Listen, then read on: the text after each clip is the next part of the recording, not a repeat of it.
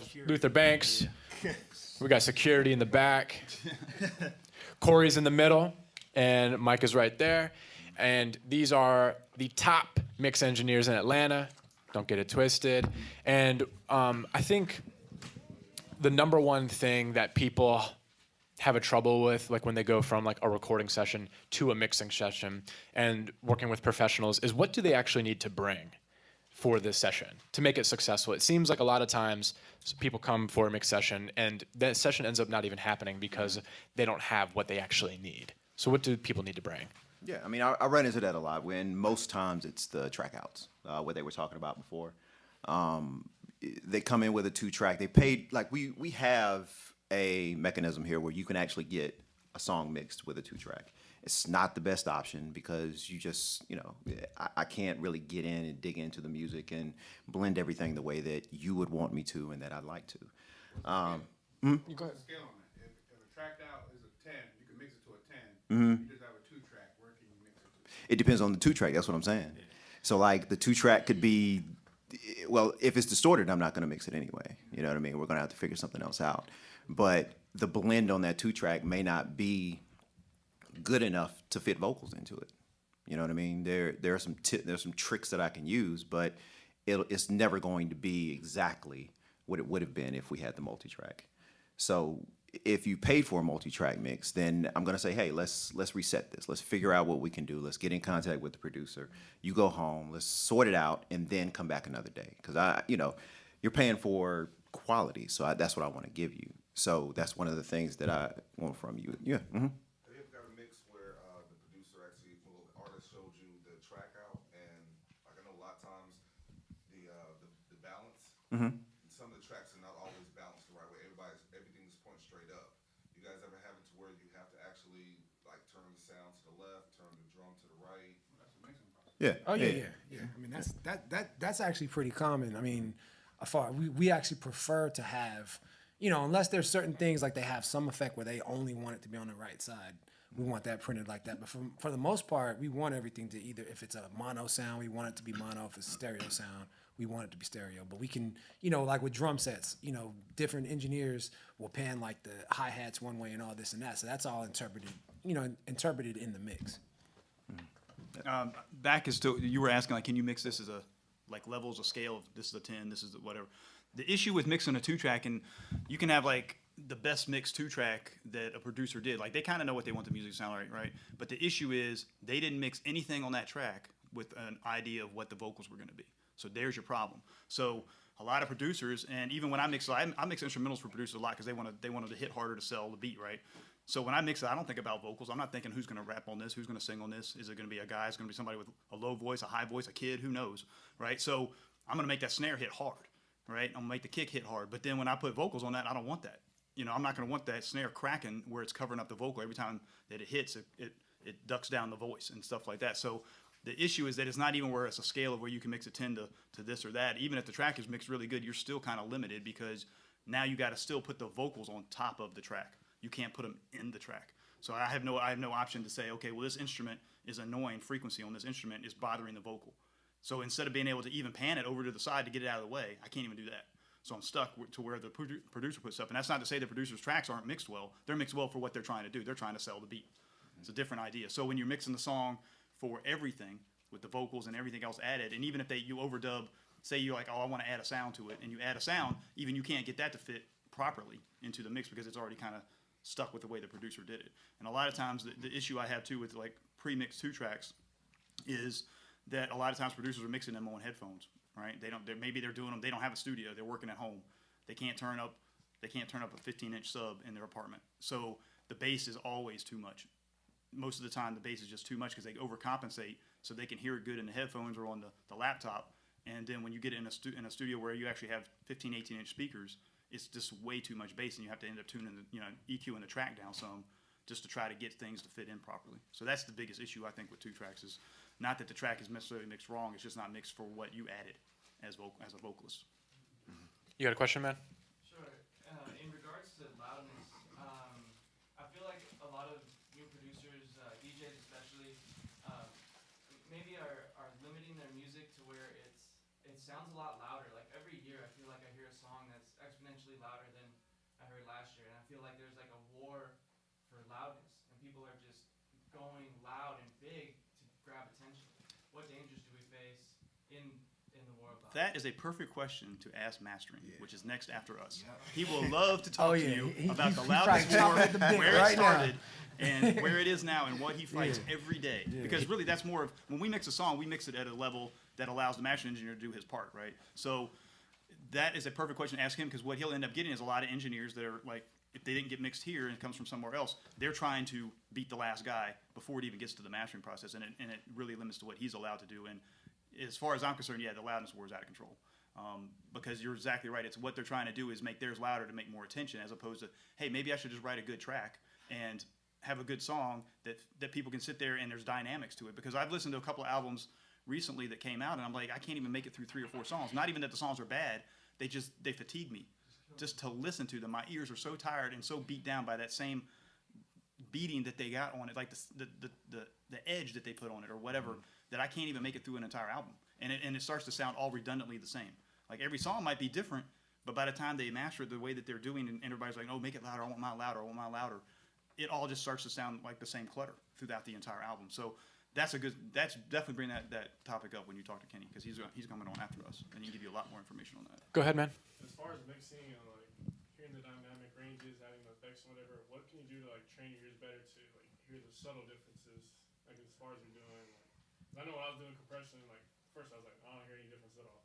But then later on you start messing with the knobs, you start to hear the difference. So like, what can you do to train your ears for like anything else?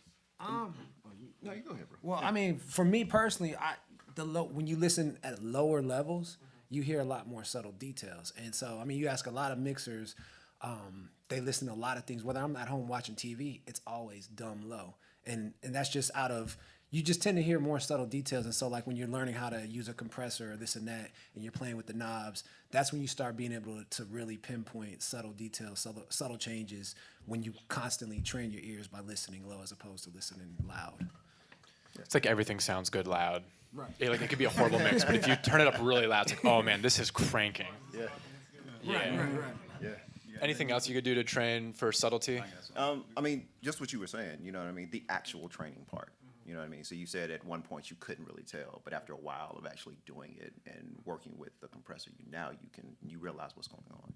So it's the same thing, you know what I mean? I always say, like, make it really wrong, so you know what really wrong sounds like. So, Yeah. because when I tell people, they'll come from school, like our interns always come from a school, right? So they've taught them, here's how a compressor works. And I'm like, well, did they ever show you how it works when it's really wrong? Like I said, when it's pumping, I ask them, do you know what pumping is? And nobody, you know what pumping is? Yeah, it's like whenever Yeah, okay, so a lot of the guys come in here, they don't know what pumping. I'm saying, okay, let's make the compressor pump so you know what's wrong. So the biggest thing is knowing, like, subtle things, like you say, and you start to learn as you're in. But I'm like, if you make it really wrong, so you know what you're listening for, you'll know when that comes around. Because I came into the studio before at times, and there'll be some outside engineers in here, and I'm looking at the compressor, and I'm just watching it just pumping and slamming in there. Because when you're sitting in the control room, your back is to the compressor, or your side, depending on how you're sitting at the desk. And my thing is, like, they're not hearing this. I'm like, why are you not hearing this? You shouldn't have to see the lights to know that the compressor's not working right. So a lot of my thing is, don't sit there and staring at it to see what it's doing. Just listen to it and then make a massive adjustment, and then hear how wrong that sounds, how bad it makes it sound to you. And then you'll know how this, because what happens with the compressors in here, especially, people walk by and they'll needle brush them, and it'll turn the knob. And then all of a sudden now it's doing this when it wasn't doing that before, but the engineer is so untrained to listen. They're like, oh, well, I don't see the plugin in Pro Tools doing lights, so I don't really know what it's, you know what I'm saying? And like things like one knobs, dumbass plugins like that. What is that? I mean, you're gonna turn one knob and it's gonna do all this stuff. That's ridiculous. So my thing is, you got to, like you're saying, you got to train to listen. And what I like to do is, a lot of times too, is not only do I try to make it really wrong, is like, if I'm saying, okay, is this reverb really doing it all? I turn up really loud, so I hear this massive amount of reverb, and I'm like, okay, that doesn't really sound correct. I don't really want that cavernous of a sound. And so I'll not even just turn it down, but I'll dial down to a smaller room. Okay, I need a smaller room on this, even though I'm going to duck it down, and probably if it's really low, it's not going to do as much of this cavern sound. It's still going to affect my mix and make it muddy, because I got all this extra I don't really need. So a lot of times I'll just make things exaggerant so I can hear them, and then I'll make my tuning down, and then I'll put it back into place. But like you're saying, a lot of times you just got to listen to really just start training your ears to listen instead of looking at mixes, And then a lot of times I'll sit down, just close my eyes, and or I'll look up at the ceiling and then I just listen to what I'm hearing. And a lot of times I'll go back and I just pull everything down, right? I got all my EQs and my compressors and all that stuff set, but I'll pull all my faders back down and I'll just start over with my eyes closed, pulling up a level at a time and kind of setting it. I'll get my pinpoint of my kick or whatever was going to be my main. I'll get that at right 0 point, and then I'll just start adding the things in, just kind of visualizing the music as opposed, in my brain, as opposed to seeing little lights blinking and, oh, let me just keep turning all these faders up until all the meters are at 0. That's crazy. You got to really listen to what it is, and I think a lot of people look too much. That's true. When I was interning here, I would sit in with Mike on his mixes, and I remember this one time where he did that. He like rolled his chair back and he just kind of closed his eyes and sat there for a second, and I was like, what is he doing? And he just kind of like sat there with his eyes closed. I was like, is he okay? And he started doing the thing. I was like, wow, this is crazy. I don't know if this happens to you guys. Like if I'm ever working on something at home, I go empty the dishwasher and then I hear something wrong. Like whenever you step away, like you get away, you go do something else. You're like, oh man, what was that? That's cool too. How important is references for mixes? What is a reference? You mean like you talking about like what the rough Like, mix? yeah, like I want my song, the rough mix A, and then B, song that isn't the rough mix, but they want it to sound like that. Gotcha. How Okay. important is that, and So- what is that? Yeah, so I'll address the ref. I will address both of them. So like the reference. So you're saying like they come to you and be like, okay, well I want my song to sound like this Rihanna song. That's Yeah. what you mean? Yeah. A lot of times I'll listen to the reference and then I'll try to pinpoint, okay, what is it about this particular song? Okay, what kind of feel does that have? And then I'll go to like the song that I'm working on and see if it has some of those same type of elements to create that feel. And if it does, then cool, I know how to work. But if it's like something like way out of left field and I'm like, okay, well what is it? I'll just straight up ask them like, what is it about that reference that they want me to incorporate in their mix if it's something totally different. Now, when it comes to rough mixes, the problem that we run into collectively as mixers a lot of times is that artists have listened to their rough mixes for so long that they're so attached to them, and we fight this war almost daily where they're like, oh, make it sound like the rough, to the point where I just tell them to master the rough. But a lot of times, it becomes a situation where you have to just explain to them like, look, you've been listening to something a certain way for a long time. So anything that I do that's different, you're going to perceive it as wrong, even though I'm listening to it for the first time and I've been doing this for a long time. Not trying to ego trip on anybody, but it's one of those things where we fight that battle. And so what I'll do is I'll listen to rough mixes and again, same with the references. I'll try to pinpoint, okay, that rough mix had a vibe, it had a feel. They're trying to maintain that feel. So then it's my job as a mixer to maintain the feel of what made them fall in love with that record or that rough mix, but still have it be a polished mix and not just a glorified rough mix. I mean, so I've got a mix that I just did. The guy's on a vacation right now, and so he can't be here. So we're communicating over the phone, and he's going back and forth. He's listening to what I'm doing for him. He loves everything, but he says that the bass isn't hitting hard enough. And I tell him, okay, that's fine. You know what I mean? What do you need? Let me help you out here.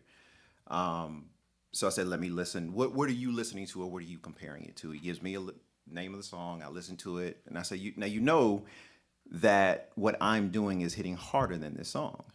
He's like, what you mean? I said, what you're hearing is the difference between the instruments in these two songs. So the kick in the one song that he was referencing is completely different than the kick that was used in the song that I was mixing, and was actually hitting harder. It's just that in the system he was referencing in, because he doesn't really he's listening on a phone, he's listening through over ear or the old Sony headphones. So he can't really tell what he's listening to, right? But regardless, through that, what he sent me, I was able to match that up and satisfy what he wanted. And still keep it so that it was still hitting harder than the original that he was actually referencing. But I needed that, you know what I mean, in order to make it work. Because there are times when we mix stuff for people that are out of town who can't make it here to Atlanta, and we need something so that the back and forth sometimes just doesn't work. So we need a reference. Yep. Mike, on references, I know you got some stuff on references. Yeah, I mean, well, I like a. I'm not as concerned about his catalog. Yeah, I'm not as concerned about. I want it to sound like somebody says, well, like he was saying, well, I want mine to sound like this Rihanna song, because I mean, those comparisons never work, honestly. I mean, if you're trying to make your song sound like this other person and you didn't even write a song that's even like that. I've gotten people that'll give me a pop song and they're doing a trap music song. It's like, So you just like this song. That doesn't make, that shouldn't match, that shouldn't mean I match your song to this. That doesn't make any sense. I mean, you got to at least be, if you're going to mix a trap song, give me a trap song that you kind of, you know, I've had ones that are complete, so I don't really like to follow those too much. If there's a particular effect, like they're like, oh, well, I like the way that it did this stutter in here. Cool, I can listen to that. But if you're like, I want my song to sound like this song, I'm like, well, then you should write a song that's like that song. Other than that, but as far as other references, I do like the producer's reference, because a lot of times the producer doesn't come to the mix. A lot of times it'll be just the artist, and having the producer's idea of how he thought the music should sound is important, because a lot of times I might listen to it, and like I say, I'm listening to it for the first time in a different context. Maybe the string pad is not the main instrument, and I picked it as being the main instrument, right? So having the guy's reference of the producer saying, no, the horns were supposed to be the main part. So I can at least, and just, I use it mainly for like level references. So I can start to kind of figure out, okay, they want this up. Okay, this snare of the 3 snares is the main snare. Little things like that, it makes it where I can kind of get it closer to what the producer's like perception of what he wanted it to sound like is. Not necessarily that I'm going to copy the EQs and stuff like that, because a lot of times that stuff is off. And the effects a lot of times are a little off. But I like to have the reference just for that kind of situation, so I can make sure that I'm working along the producer's ideas. Go ahead. When you're mixing, where do you prefer the vocals to come in? As in, or the dBs of the vocals? Because sometimes it could be in the yellow, but sometimes it could be in the green. What do you prefer when you're mixing? I just want them to sound good. So if they're distorting, then yeah, that's a no-go. But as long as they sound good, what are our reference? I like them half to 3/4 on the meters. Yeah. Because if you make them louder while they're not distorting, I got to gain them all down so that when I start putting on compressors and effects and things like that, I'm not overloading the plugins. The biggest thing with a lot of people that they don't think about the next steps. Kind of like when people mix that don't think about mastering and they print the mix too hot, and I got to start adding, like every time I got to add a plug-in or effect or whatever I got to do, I have to think about the gain stages going into that. A lot of people don't seem to care. I look at people's plugins, and they're always slammed in the red on the inputs and things like that. All that stuff matters. So I like to, what I'll end up doing is I don't necessarily change the volume, but I'll trim it down or I'll clip gain it down or whatever if it's too hot. But I like them about 3/4. If they're down lower than that, it's probably a lot of noise involved. And then if they're above that, they're going to be clipping. And then for sure, when I put plugins on it, it's going to start distorting and stuff. So Like on the track, what is 3/4? I'm thinking about Pro Tools meters, because everybody seems to work in Pro Tools. So I don't really know what colors it changes to. But if you look at the full meter, 3/4 is like right in here. You know what I'm saying? Like your halfway is here, about somewhere in between half and 3/4. Like somewhere in there. I don't really know what the numbers are. Pretty much like right, the colors, like where it's still green, but it's starting to fade into yellow. Yeah, something roughly in that. That's where I kind of like them, you know, in that general area. The thing with digital is that it's not as much like tape. I mean, a lot of people seem to have the tape mentality that never even use tape, that, oh, I got to print this on here all the way at the top. You know, well, that's tape. That's how you avoided tape noise, is we would print hotter on tape, right? So you got more signal and less tape noise. That's the old school way and that never really changes. But the thing that people forget is that you're in digital. So once you've got it in there, if you're in that 3/4, it's not a whole lot of difference between that and slamming it all the way up to 0. Except that you're going to have the possibility of adding all this distortion, because it's digital. And once it's in there, you don't have tape hiss. So there's no reason to try to be eating up that additional little teeny bit of headroom for something, because you're not getting anything really out of it. And then you don't have any, and if you're able to get that at 0 without getting in the red, you're probably compressing too much anyway. You need to have some dynamics and let the mix engineer do the compressions and things that are necessary, because I don't just use one compressor. Sometimes I'll use up to 4 or 5 compressors on one track at different stages and steps. So I'm not Will you doing automate it. it? You automate the compressors? I just work at them at different levels on different pieces. Sometimes I'll automate them, but a lot of times it's just the way that I adjust where it grabs certain things. So it might not be compressing on some things, right? But it'll maybe compress on some others. I call it like step compression. So it just depends on what the song is and how the vocal sits as to whether I'll need to do that or not. And then sometimes I'll do it where I start compressing in groups. Once I move things into groups, into different subgroups and things like that, I'll maybe compress things on that. But if I had the thing all the way up in the red already, the vocal, then I can't really do a lot of that. I got to get it all the way down so I can start working my compression levels and schemes that I'm going to do. Yeah. Go ahead, man. Yeah, I heard you just mention groups. Do you start mixing and then decide, oh, I want to put that in a group, or do you put your tracks in and then already set them in groups before you start mixing? Half and half. So I can look at some things and know I want them grouped, right? I want these hook pieces grouped, right? I want this, okay, these strings are all doing the different things. Like there's a violin and there's another violin, and they're supposed to together play, and that's what creates the string pad or whatever. I might group that. And then I'm going to group all the music together, because eventually I'm going to have to do an instrumental and an acapella and all that, so I just want to be able to cut all that off real quick. And then as I'm working, you know, I find out, oh, this is in the wrong group. I'm going to put it over here. oh wait, I shouldn't put this in a group because that double doesn't do anything with anything else. Let me just put that over here. But the first thing I do is clean up and organize a session. I don't know what everybody, I don't know how Corey and Yeah. Luther do it, but cleaning and organizing is the first 30 minutes, and labeling. You know, I don't like everything in capital letters, so like little stuff like that bugs me. So it's like, I'll go in there and I rename, you named it all in capital letters, I may name it all exactly the same, but I'm gonna put it all in small letters so I can see all on the track. You know, it's like, well, I don't want it to say, this has got a title, this long, you put it all in capitals, I see this much of it. So I put it on small, I can see it all. Little stuff like that, and that's just like OCD stuff that, you know, and then I'll start to get all my, organize it into like, okay, here's the music, okay, here are these pieces, here's these, you know, and I chop and I cut, and a lot of times people will give you Logic stuff where it's all long, one long file, even though they didn't do anything at this part. I'll chop all that dead space out and kind of work. So that's a lot of the starting of it, and then I'll start figuring out the groups and stuff. I don't know how. Do you guys want to talk about groups or move on to other questions? We can move on. I mean, I know you had a question in the back.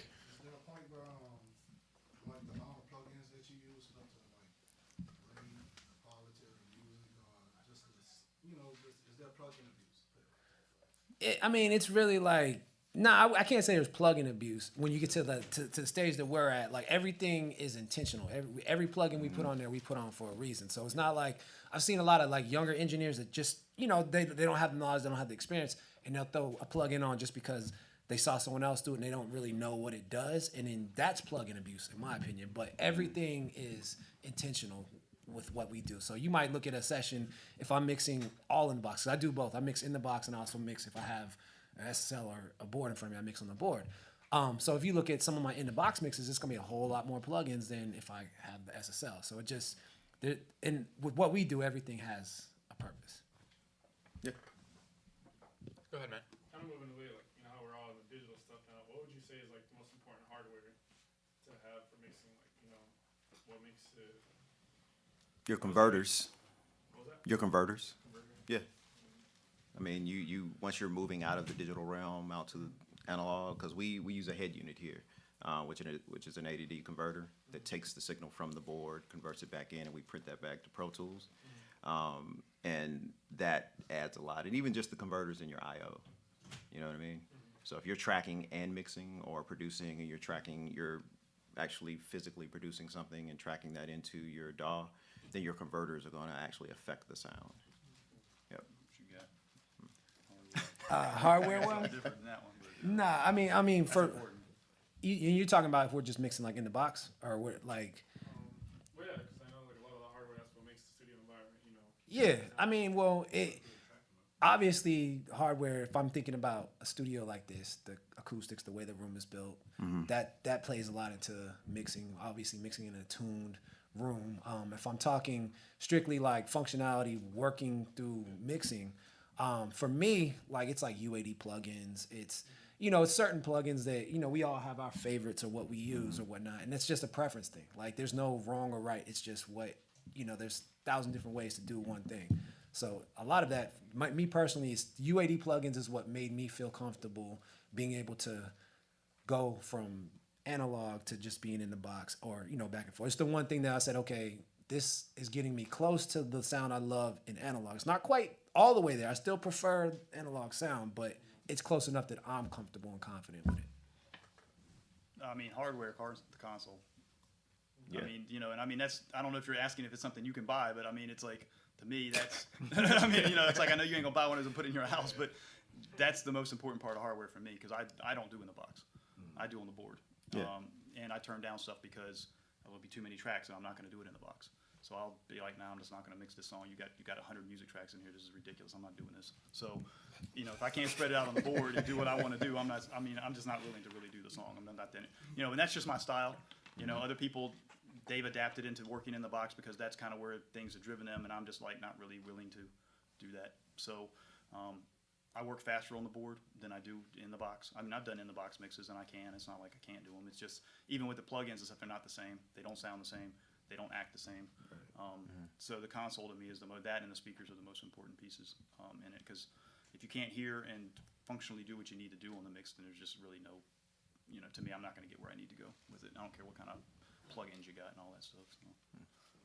If you're not planning to do a master, where would you want your master fader to be when you bounce out? So you're saying you're not planning on mastering the song? Yeah, not planning to master. Why are you mixing it then? Because I only ask. I'm not being funny, but it's just like if you're, because I run into this sometimes with artists where they'll pay me money to mix their record, but they don't spend a little bit extra money to get it mastered, and it's almost defeating the purpose of the mixing because the minute you take that song and play it up against a mastered song, it's not going to stand up. So it's like there's no point in spending the money to mix it if you're not going to master it. If you see what I'm saying. I dig it. Oh, well, I guess as an artist myself, I guess we kind of put into a position where we have to put an output.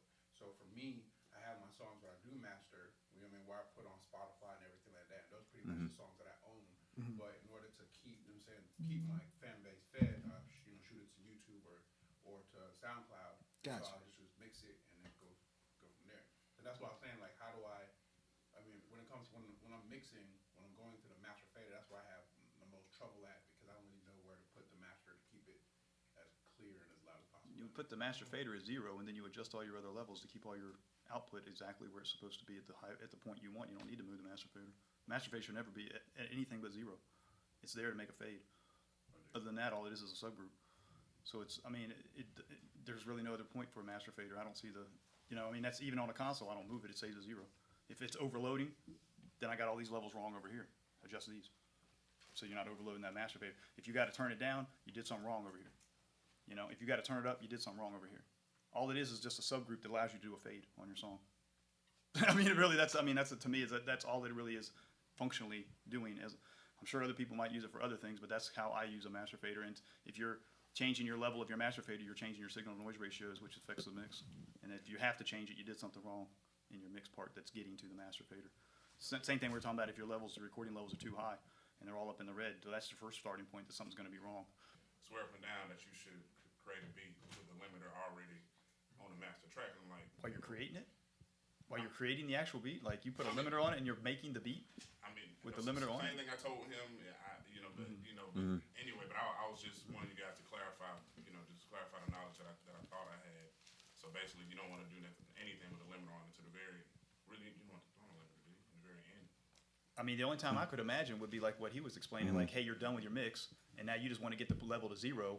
So that, because, you know, a lot of times, like, when you print a mix out, this is the whole point of mastering, is when he talks about that, you'll get more of the information about why you need to do that. But when you print a mix, if I give you a mix and you go listen in your car, it's not going to be as loud as what you got on your CDs, right, that came from the store or wherever. So that's, the mastering takes it up to that level, gets everything, basically he brings it together and pulls it up to the right level properly.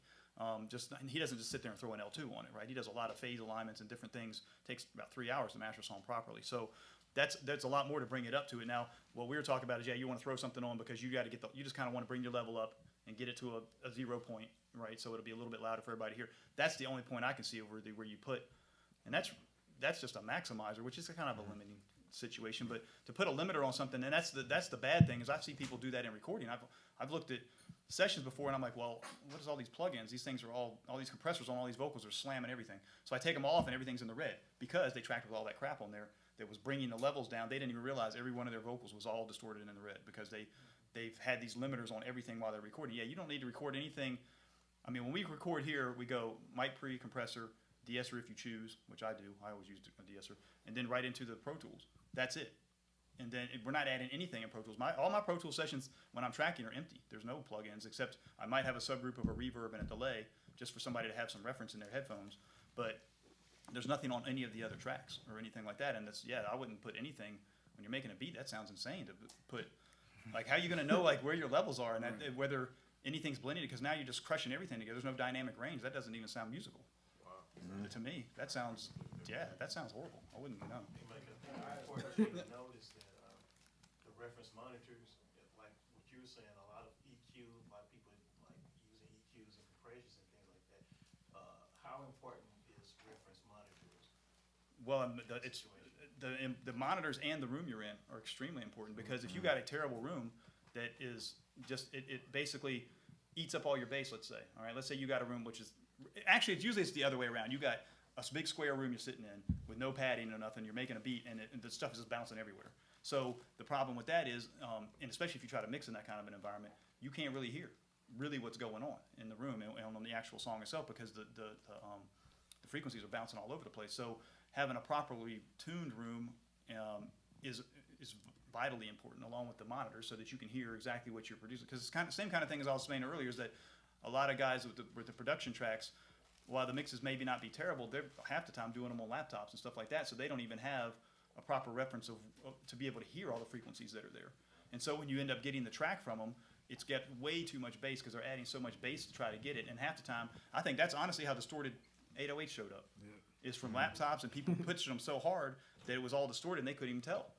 And then it gets to the studio, and then somebody was like, this is how, I don't know, this is my mental state of how I think it happened. But then then the people showed up and they're like, I can't get it over. I can't just deal with it. Just use it like the way it is. And then all of a sudden now, that's why you got distorted 808s.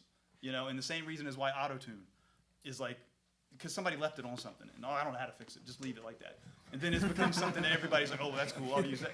I just feel like half the stuff in the world of music is mistakes, which is fine. It gets creative like that, but I mean, some of those things, it's like, well, you can't, a lot of these things you just can't hear them right without proper, and if you're adding EQs and all these other things to it, you're a lot of times fixing something that probably wasn't broken.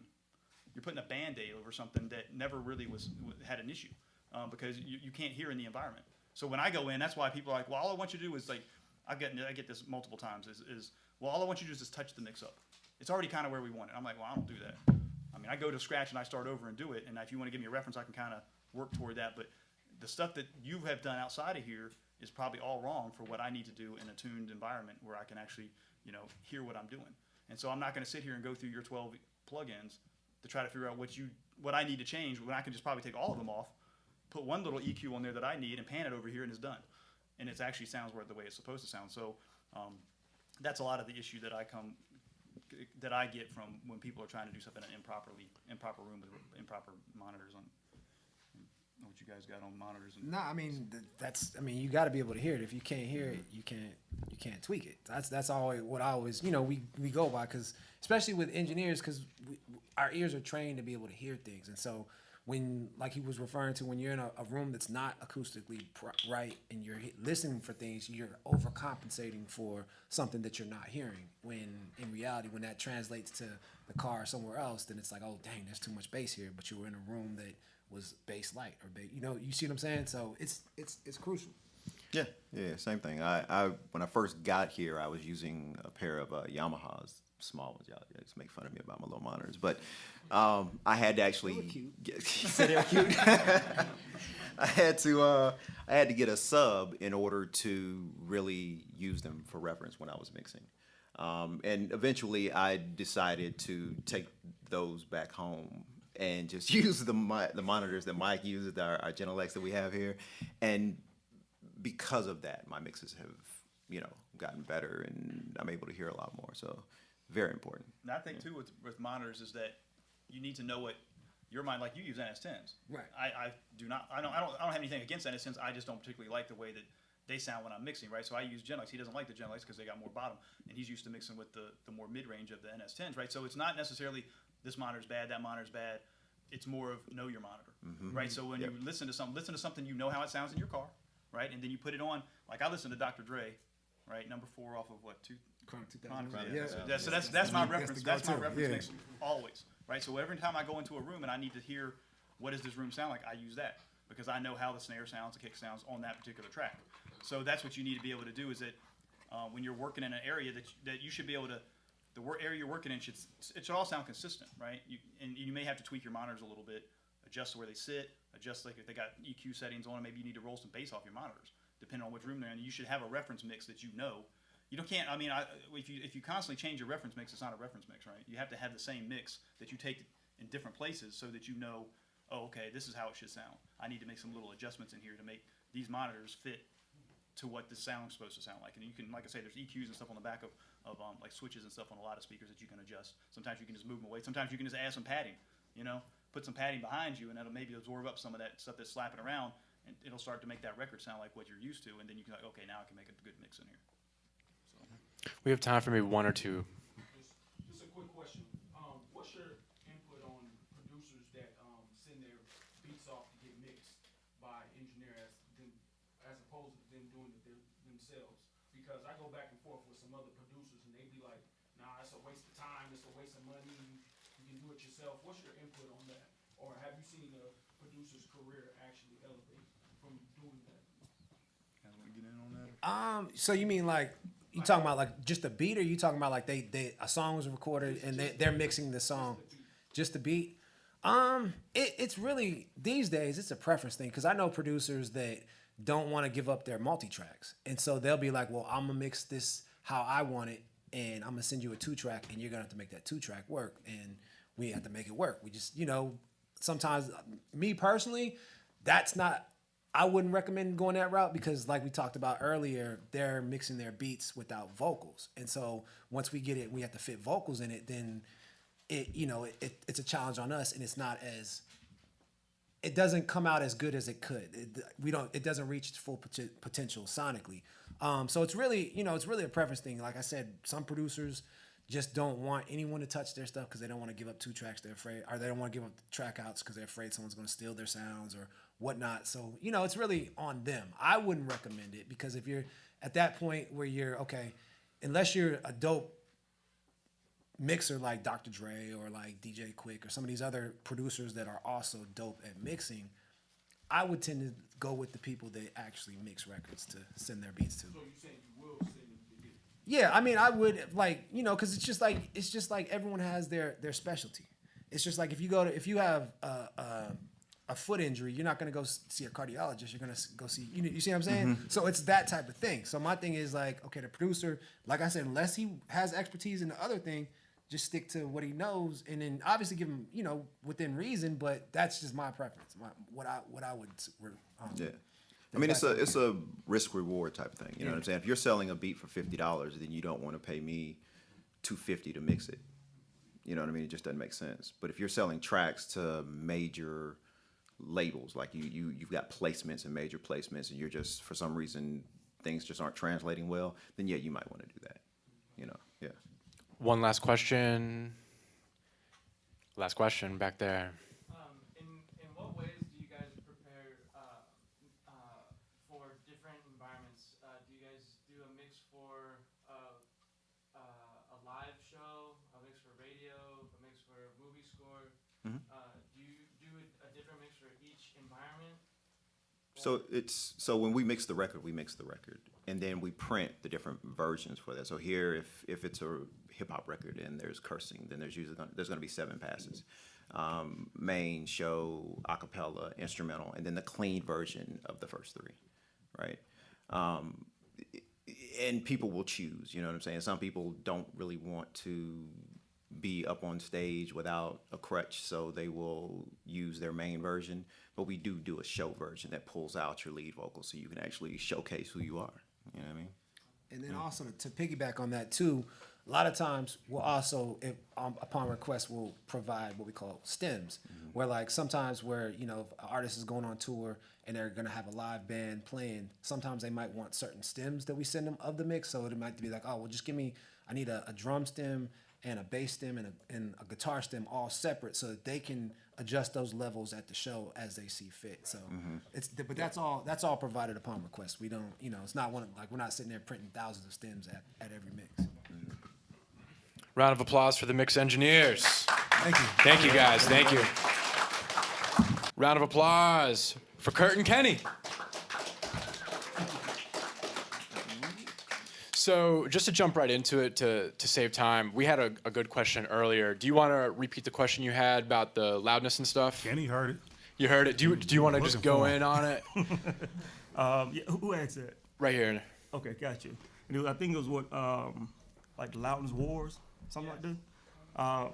So actually my take on it, matter of fact, just recently, like last night, and actually like 3 times this week, I actually got a lot of tracks in that I had to reject for mastering. So what was happening is the same thing like you guys just kind of discussing. The producer gave the artist a track that was just crazy loud. The mix engineer got it, had to turn it down, then turned it back up, and then they sent all the stuff over to me, right? So I have no headroom to do anything with this stuff. And believe it or not, if I could play the song for you guys, it is distorted as hell. So what happens? Let's just say, you mix it at your own, studio, right? The problem is if you turn the volumes up loud, the speakers are compressing, and you can't hear the distortion. So to them, they're just jamming out, right? Volume's cranked, nobody hears distortion. On my end, when I pop it in, it was lit. No, let me do this. Yeah, it was just like that, literally. And they say, well, how come you can't master it? I said, what the hell do you mean? You know what I mean? So, but to answer your question about like the loudness wars, yeah, the things are just getting louder and louder and louder. And worse. And worse and worse. This stuff is sounding horrible. And what's happening is, it's the, I want to say is, let's just say a big producer didn't get something recorded right, didn't get it mixed right, wasn't mastered correctly, but they're big artists, and they just put it out. Now all of a sudden it's a plague, and everybody says, oh, well, shit, he did it. That song's out here. Mine sounds just like that. It must be right. But the problem is they're big artists. Their fans bought into it. But now if you talk to the fans one-on-one, right, they're going to say, well, man, I bought this song, so having this thing sound like shit in my car. You know, but to the public that's not talking to each other is so-and-so, that was a big record. And then we keep following that lead. You know, so it's actually good you was asking that question. So that's the thing that's going across the board that all of us engineers talk about. Yeah. How does an organization stand up to that? Are there things that you guys do here that you try to preserve as far as quality wise? Yeah, it's called rejected. Yeah. I mean, I know that sounds brutal, but you have to remember too, even if I reject a song, I at least try to get in touch with the artist or that engineer and go, hey, I need some help. Can you pull this stuff off this master bus? Like Mike was just saying, let me help you. You know what I mean? Help me help you. So it's one of those type of deals. So it's not something where I just say, well, I just reject this, forget your song. It's not like that. It's more of, I know how to help you make your stuff sound better. Yeah, one of the things we started doing last month, which was really successful with Kenny. Kenny's our mastering engineer, so we only got one mastering engineer, our chief mastering engineer. But one of the disconnects, you know, back in the old days or older days, you know, there was always a relationship between the mix engineer and the mastering engineer that maybe the public and the labels and the artists didn't even realize was going on. Where if a mix engineer sent something to the mastering engineer and if something was wrong, he would just contact them. A lot of times our mix engineers used to call the mastering engineer and be like, did you get it? Is everything straight? Blah, blah, blah. And then they go on. Nowadays, you know, there aren't a lot of credits everywhere. So Kenny probably don't even know who's mixing the records that we doing. And we can't call them. And well, even if we do call them, if we call the label and figure out who mixed it and get a hold of the mix engineer, there's no relationship there. So now they're getting a phone call from this dude who they probably don't even know that's mastering their record, and he talking about something's wrong with it. Can you change this for me? And their response is, well, my client approved it. I ain't changing shit, and I already got paid, blah, blah, blah. So we set up a program here. We do it every first Fridays called First Fridays with Kenny Mix. And we're going through our track listing form, contacting the people at the labels, finding out who's mixing these songs and reaching out to these mix engineers and inviting them to come sit in with Kenny for 2 hours so we can pull up some of their songs in so they can actually hear it in a tuned room. And then he can kind of, actually it was interesting, you know, the approach he took on the first one was he put the record up and he just asked them what they play hearing instead of talking at them. And everybody in the room was like, oh shit, I can hear this or I can hear that. And it was a cool thing. So what we're trying to do is just establish a relationship with you all, if you guys are mixing at home and other places, with our mastering engineer so that you can have somebody to call if you got a question, you know what I mean? So that's one of the interesting things is that with all this so-called social media, it's almost anti-social because it's killing all the relationships between the people making the music. The artists ain't in the same place. The producers ain't never there. They don't know who mixing their records, and they definitely don't know who mastering it. So doing things like this, we trying to bring all of that back. So that's one of the things we have to do is that we have to say no and be the person that is setting the standard instead of like everybody else just letting it go by and taking the money. We just say we can't do this record. We try to fix it if we can, just like the mix engineers, they'll call people and ask them, but if we can't, then we just don't do it. Go ahead. All right, two questions. All right, first question was regarding what he was talking about. Hey, real quick, I do want to do this because one of the things that was interesting when we started doing mastering, I think Kenny's been here about 9 years, and the incredible thing was, I think one of our first clients was Sam Sneed. He used to work with Dr. Dre and them. And and when he came, what we did is we let people come to the mastering session, and he had been in the game about 15 years, and I was surprised that he had never been to a mastering session. And then as we started doing it, I was surprised by the number of people who didn't know what it was but never even been to it. So in this room, just real quick, anybody ever been to a mastering session or met their mastering engineer? Raise your hand. And that's what we trying to fix. Wow, 3 people. Right? It's the last dude that's hearing your record and y'all don't know him. Okay. Okay. Kind of threw me off a little bit. So the first question you was talking about, okay, yeah, he was talking about the loudness. Okay, so the loudness factor. What you've been in the industry, what you got working with big artists and stuff like that.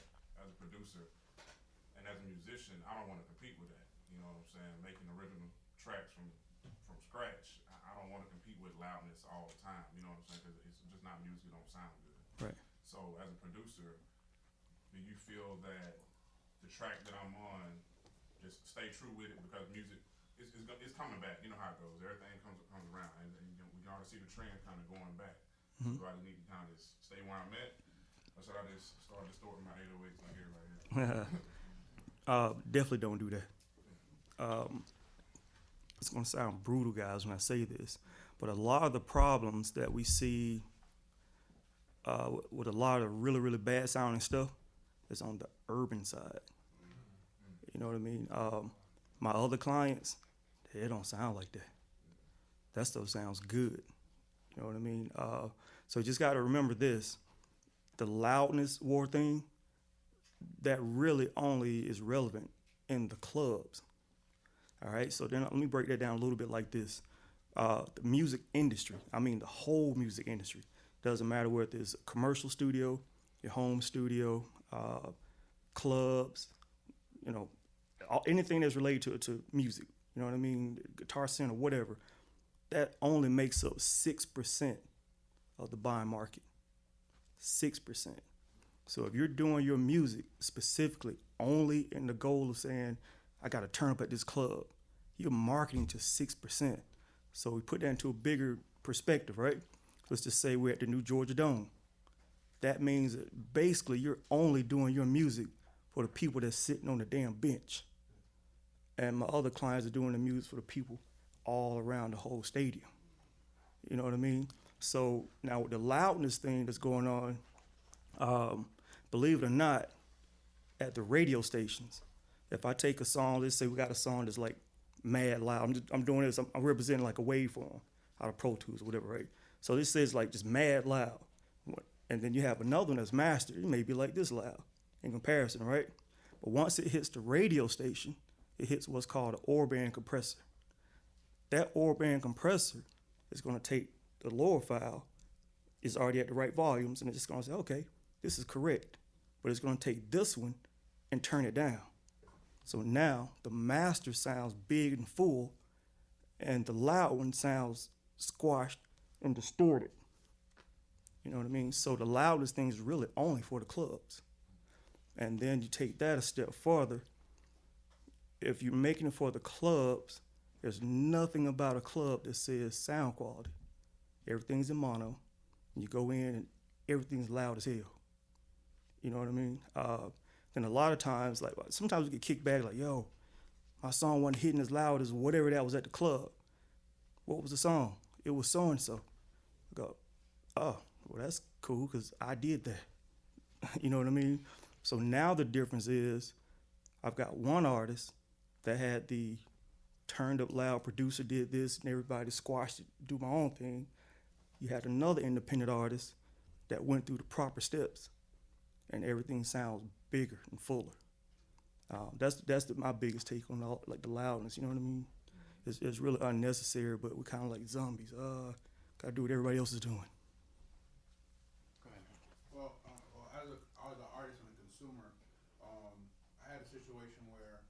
to a professional studio, got it tracked out, got a industry standard mixing engineer, got it mixed, then got it mastered. I took it to Club Cheetah, it went off. Went to Follies, it went off. Everything was good. But then when I brought it to Hot 107.9, the guy was like, "It's too loud." Right? Now, granted, I didn't hear any distortion or anything like that, but I guess he was looking at the meter and he had to have the meter. He said it was too loud, so he had to put the meter down in order to play it on the speakers. Now, how am I supposed to know if it's too loud for the Well, radio? because it's the problem is there's a plague of everybody saying that they do recording, mixing, and mastering, which is fine, but it's also the difference of just imagine if you guys put this in your head. Just imagine if you could go and buy the same tools as a doctor, and then your mom needs brain surgery, and I go, man, fuck Emory, cuz I got you.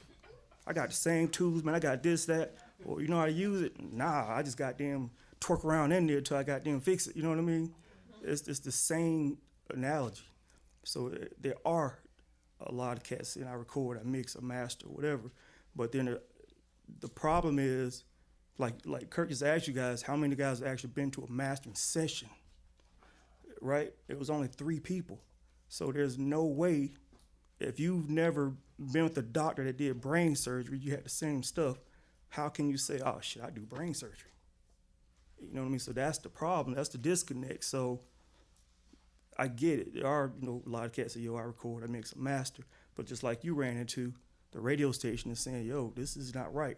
And that's because with mastering, everything is set up by standards. There's real standards where television, post-production, the radios, your cars, Bluetooth, your phone, everything is calibrated. And these big corporations set the calibrations. So a car plays at this level. Anything beyond that, it's gonna start compressing and turning stuff down and trying to fix it. Radio station, same thing, a little Bluetooth, same thing. That's why you can buy a little bit of a little Bluetooth and pop in a record and it still sounds correct because the standards have to be there. And if the room isn't calibrated like that, the gear isn't calibrated like that, and the speakers aren't calibrated like that, and then you have a master engineer that doesn't even know the standards. It's like there were audiobooks, everything. Then there's no way you can set it correctly. You can make it loud, you know what I mean? You can make it just loud as hell in your room, but the standards aren't there. Yeah, I think if you were going to the lowest common, the difference is he could show you. It ain't no guessing. He got a sound meter in his room. When he's done mastering your song, he's sitting on the desk and hit play, and you can read and see.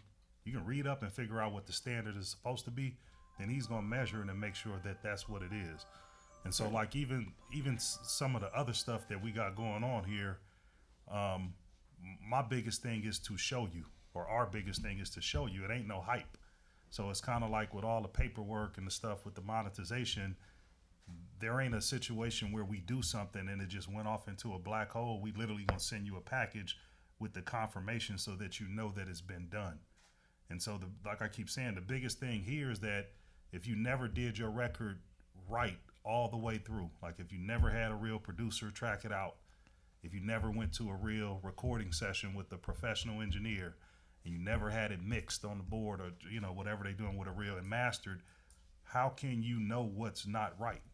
You have no point of reference. So now, if you came here or went to a studio or sat in with Kenny and you sat in there and mastered your record, the next time somebody go to master your record, if you go to their studio and it don't look like his, now you know what a real mastering room looks like, right? So you can just say, this bullshit, I ain't working here. But if you don't know, you can't call it. You just hoping that it's right. They should be able to show you that your shit is right. You know what I mean? So like the cool thing about here is that we offer a bunch of consultations where I'm begging people that, hey, you got a dude that's mixing your song. I get it. You can't afford to work here. You just paying him $200. But if you got to do 2 records, 10 records, that's $2,000. Why don't you let him do one of your records, pay $75 for a consultation with him or one of the engineers and let him check it and see if his shit is right before you go and do all 12 wrong. Then you got to come back here. So we have programs and things like that where I was telling people upstairs, we do our core business on one hand, record, mix, master, distribution, and paperwork. But everything else is geared up where we reaching out to you guys, trying to establish a relationship. Because for me, I realize that a lot of this is a dream for people, and I just hate to see people's dreams get crushed by running into crooks and people that be doing shit wrong. Music industry ain't that hard if you get the right people working on your stuff. But if y'all run into that crook and he take your money and he don't do what he's supposed to, then y'all gonna go get the job at UPS, right? You don't want to deal with it no more. So, the goal is, the reoccurring thing that you'll hear me saying is establish a relationship with a professional. And if y'all don't know any professionals in the music industry, we have a bunch of them that work here. So you want to establish a relationship with us. It doesn't cost you nothing. We've been here 22 years. We ain't trying to take your money. It doesn't cost. I'm here Monday through Friday. They joke. I'm here from about 10:30 to 2:30. My consultations are free. So if you want to sit down and talk to me, it doesn't cost you anything. You just call up here and set up an appointment, and then we can kind of point you in the right direction. I think information is the biggest thing that you guys are lacking, and that's why y'all here on a Saturday. Y'all knew these engineers was going to get here, and y'all was trying to get some game, right? All right, so stay plugged in. Yeah. I had a comment and a question. You were saying about distortion of radio. I remember when I worked at Clear Channel in Macon, we got the first White Tee single. And it was completely loud, so we had to bring it down. So when they actually played it on the radio, it didn't peak, but it sounds distorted as heck. So I actually finally know what you were talking about with that. But the question I had was that a little while back, DJ Taz, when his single "That's Right" first came out, it had no bass, nothing, and they put that on out. And I asked him, I was like, "Why does it sound like that?" He said, "That's the first master we got." And the labels wanted it really quickly, but when they came out with the video, the bass was in there. So I was going to ask you, have you ever had it to where like the label was like the artist was cut and dry, like I need this by tomorrow, and you couldn't be able to give it to him? You say this real quick on that. We had a situation similar with Scooter when he had his first single. I forgot the name of it. Yeah, he didn't have no drum, no bass on it. And that record was going around blowing up, and then I think Corey came back in and added the low end to it, and Kenny mastered it, and we serviced it to radio, so it kind of switched. So for people out there, that's a popular record. If you want to hear, listen to the earlier version, and it was nothing that never moved your speaker or nothing, and they redid it. And then a lot of times we have that happen where a record will take off in the streets, and then the artist will get signed, and then the label will come back in and say, we need it remixed and remastered. And Kenny can talk about this. Maybe the thing that you don't notice that's happening behind the scenes when they remastering that record, that's when they putting their codes on it so they can own that record. That other record is just out there and it ain't nothing on it. It's just running out there. They can't really monetize that or nothing or claim it because they didn't code it properly and register it.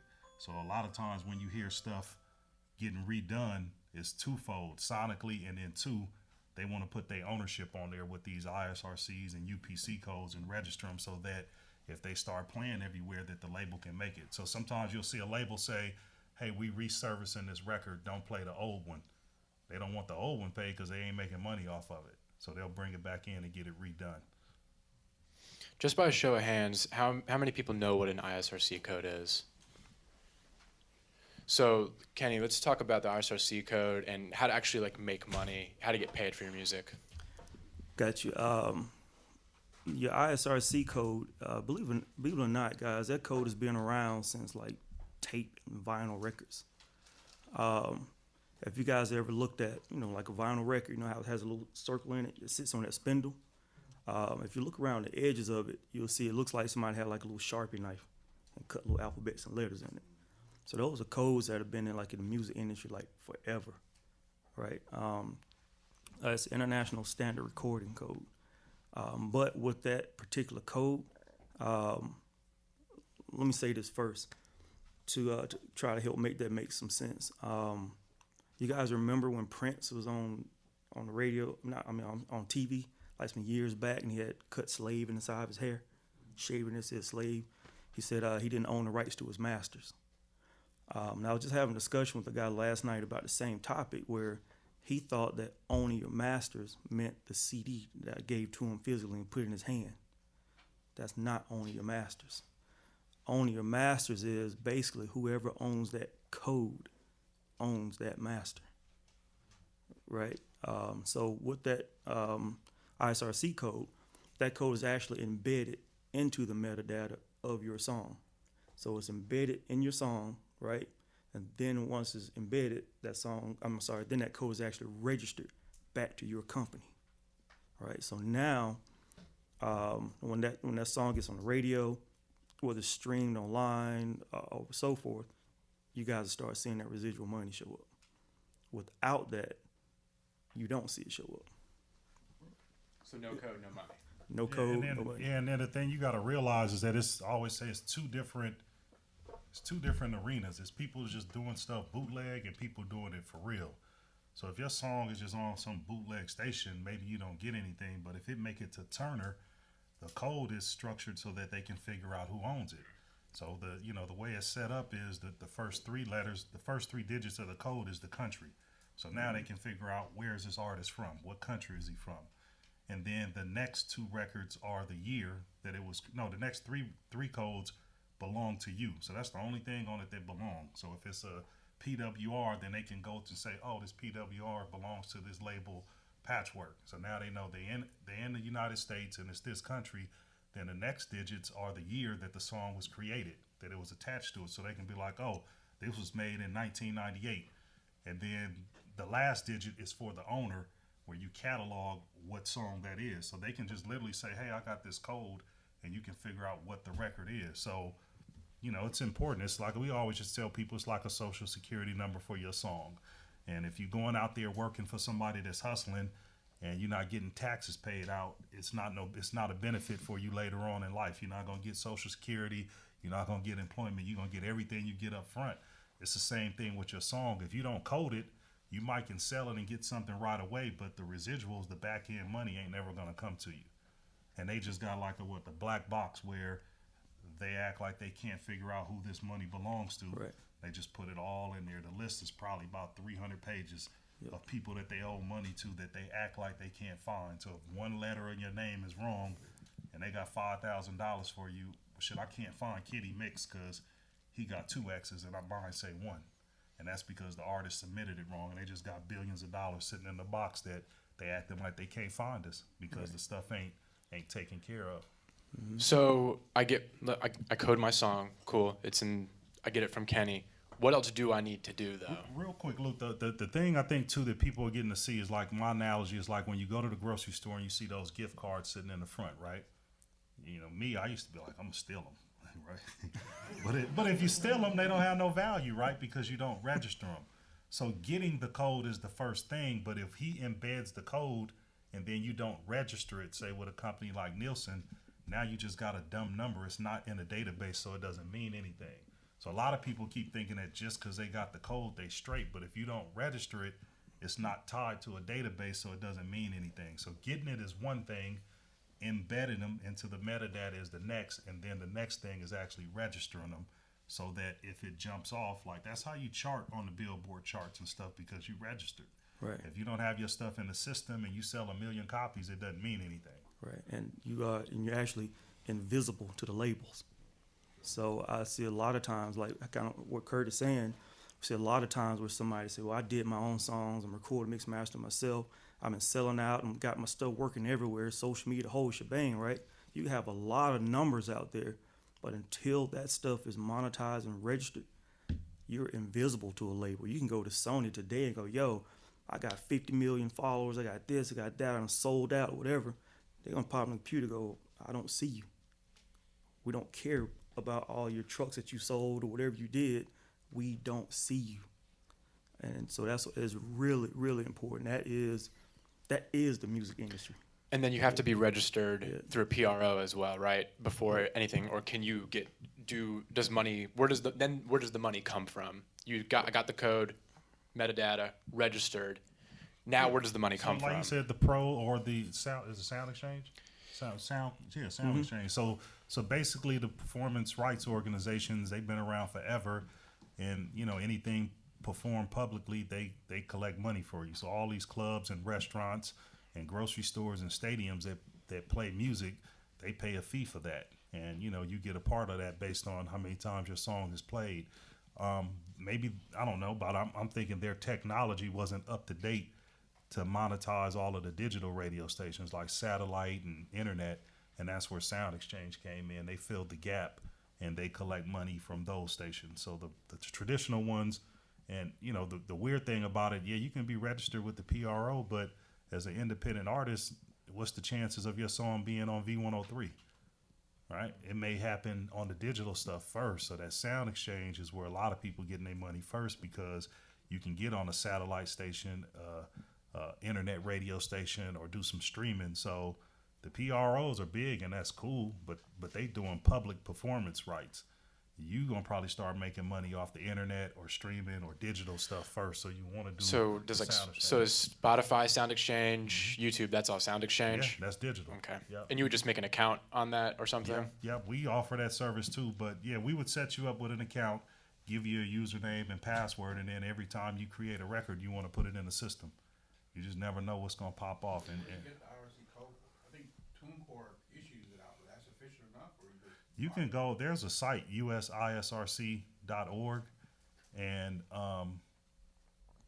they have a list of ISRC managers that are on there. And so if you don't want to manage your own code and keep it with your catalog, you can go with the manager. That's what we are. The thing when we deal with the stuff that comes from TuneCore, the only issue that I have is that they like to issue out the ISRCs after you submit the song, which that doesn't allow Kenny to embed it into the metadata, and that's ass backwards to me. You should have the code first and give it to your mastering engineer so he can embed it and register it. You shouldn't have to wait till the song is mastered, then they give you a code, because now you can't embed it.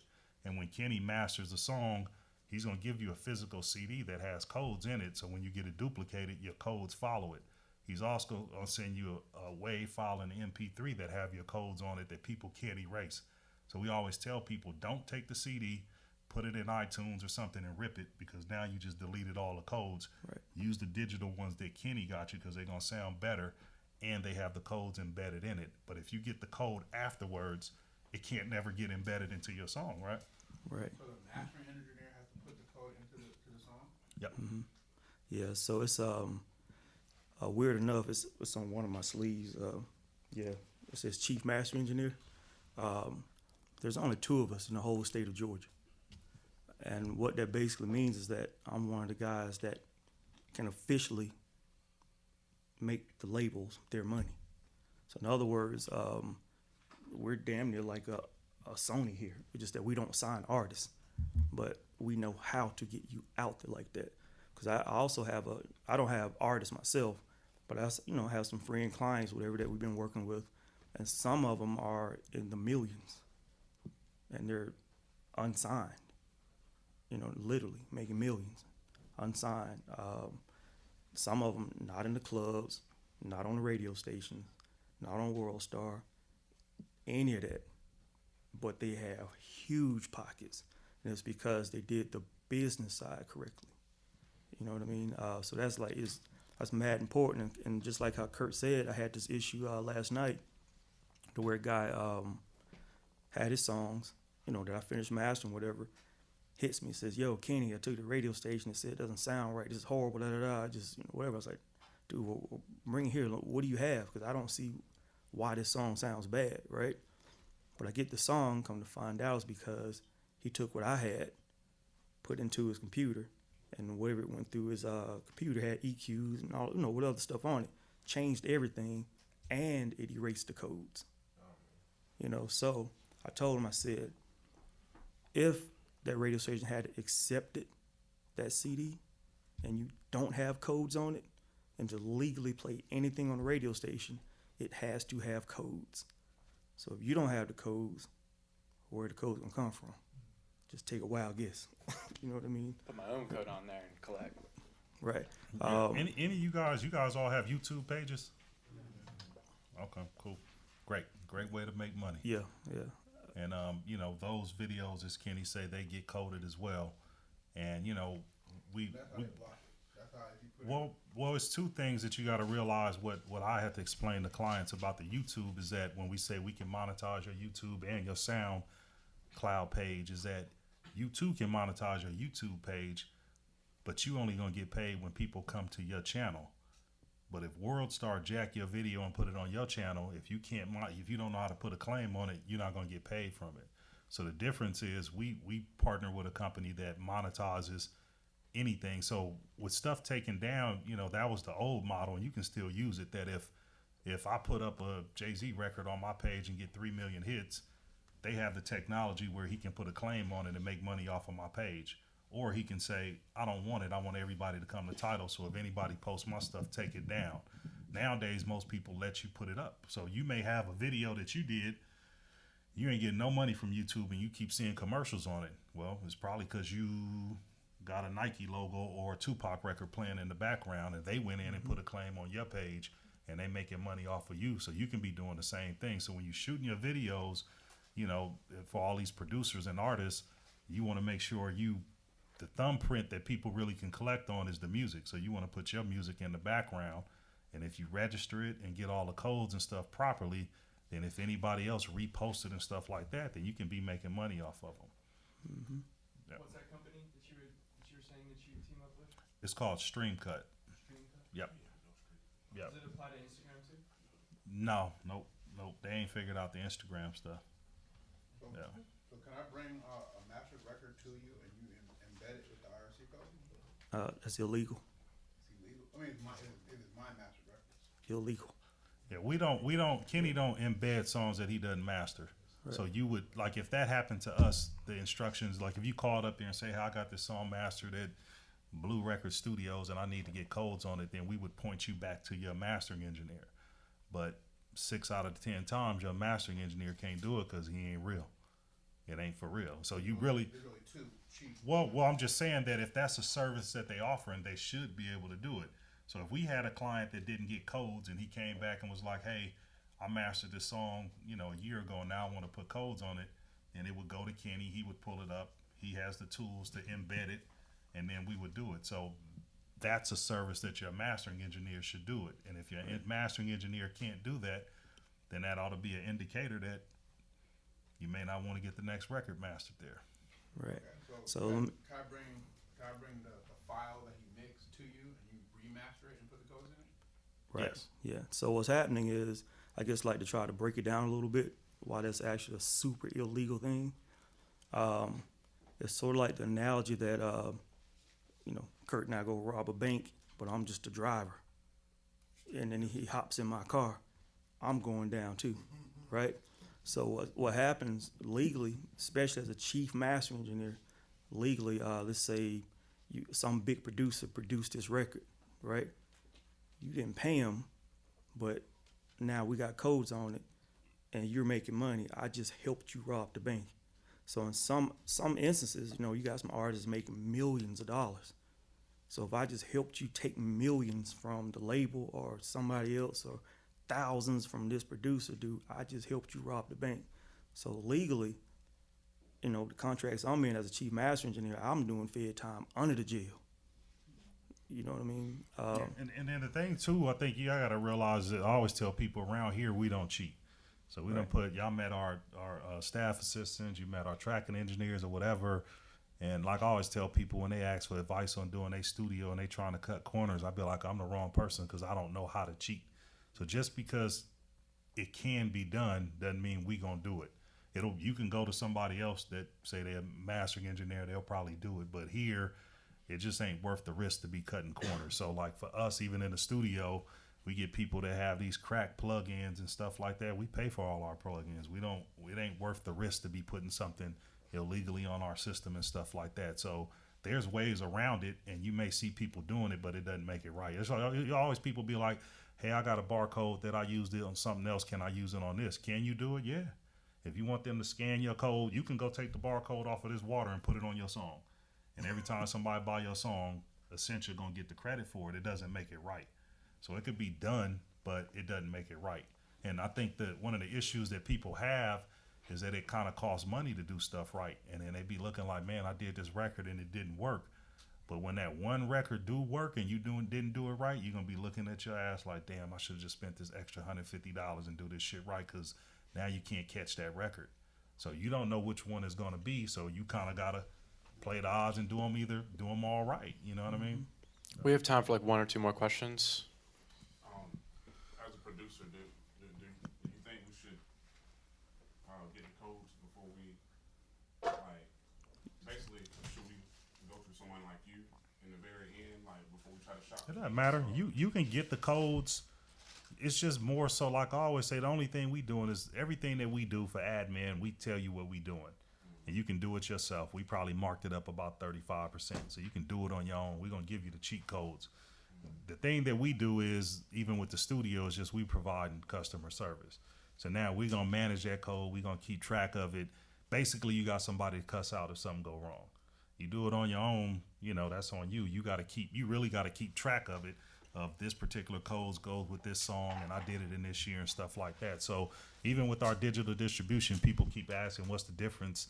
We putting the song in the same place as Empire, as TuneCore, as CD Baby. The difference is you can come up here and talk to us.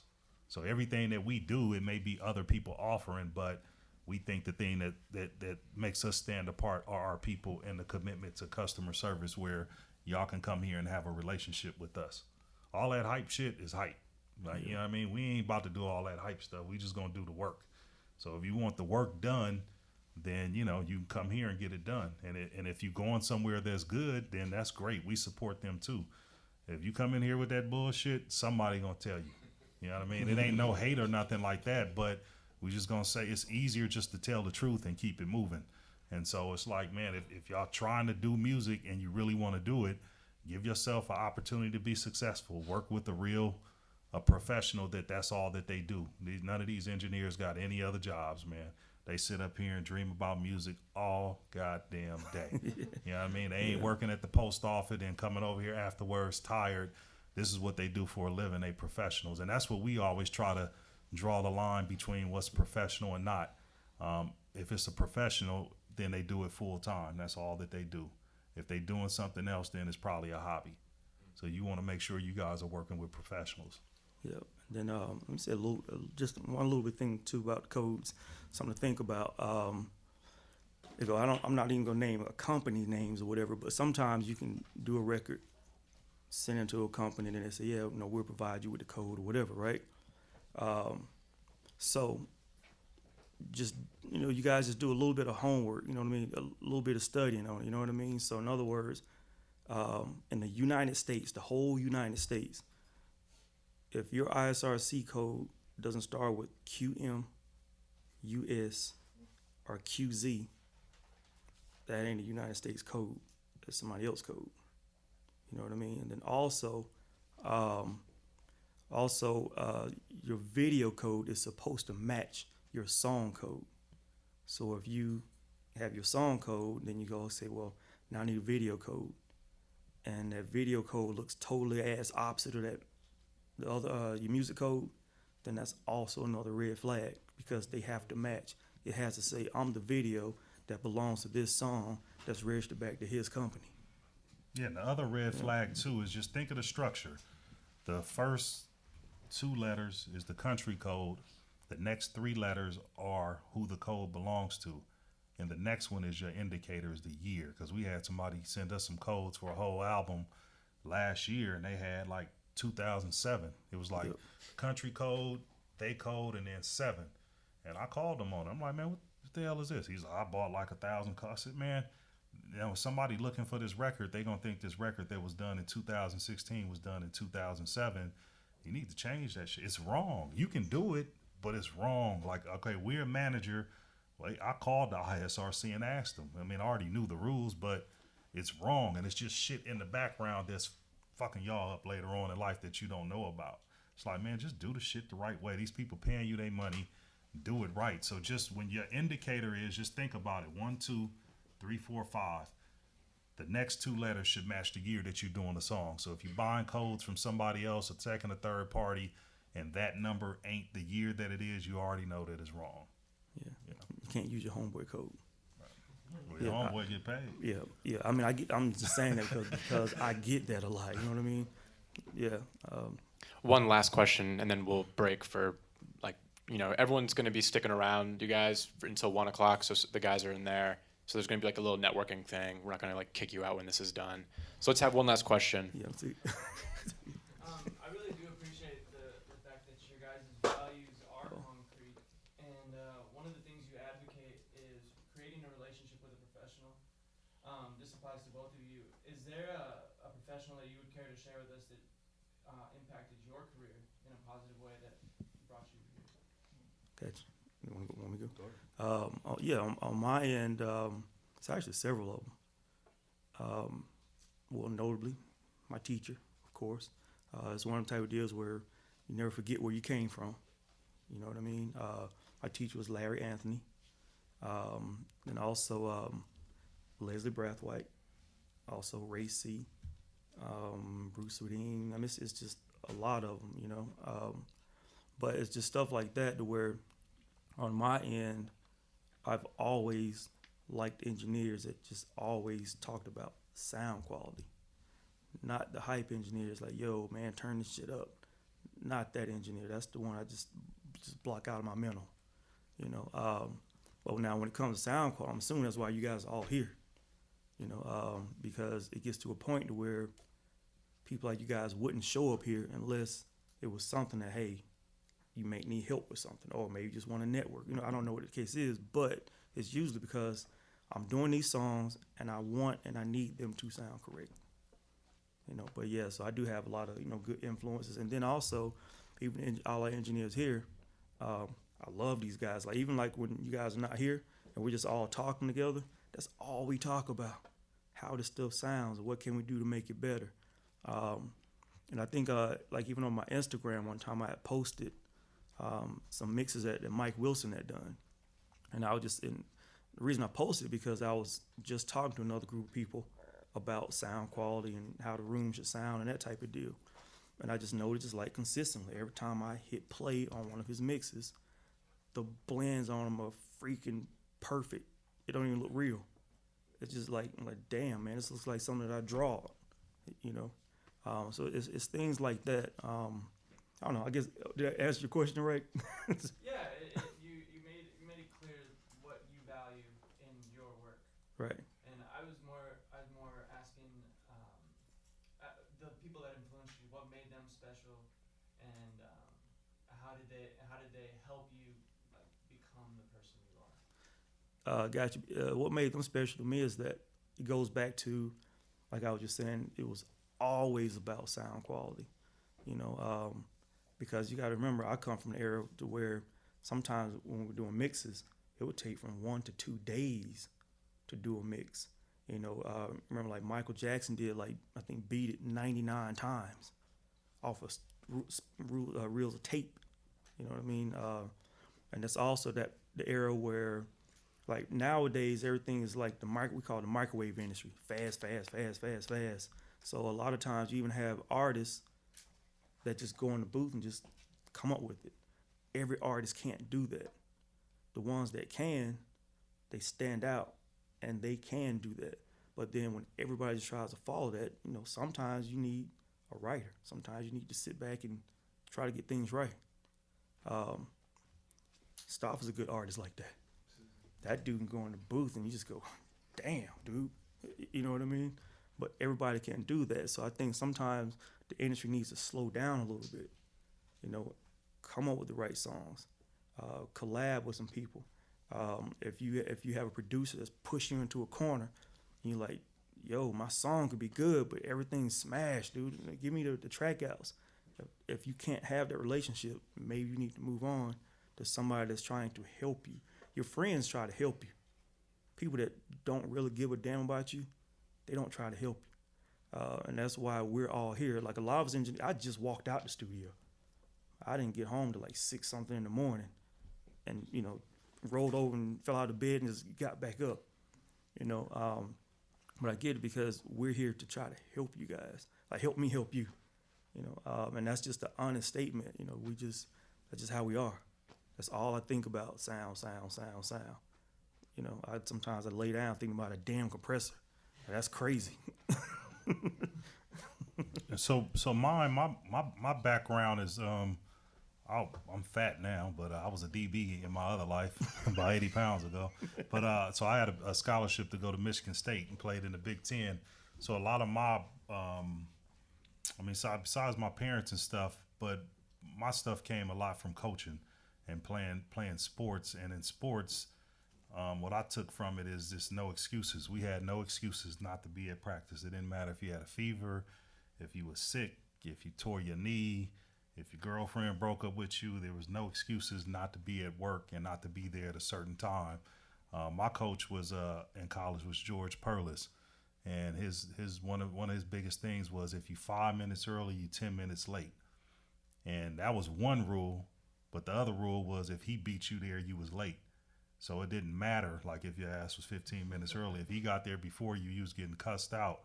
And so, you know, even here when I greeted you guys, I told you that I don't like to punish the people that are on time for people that are late.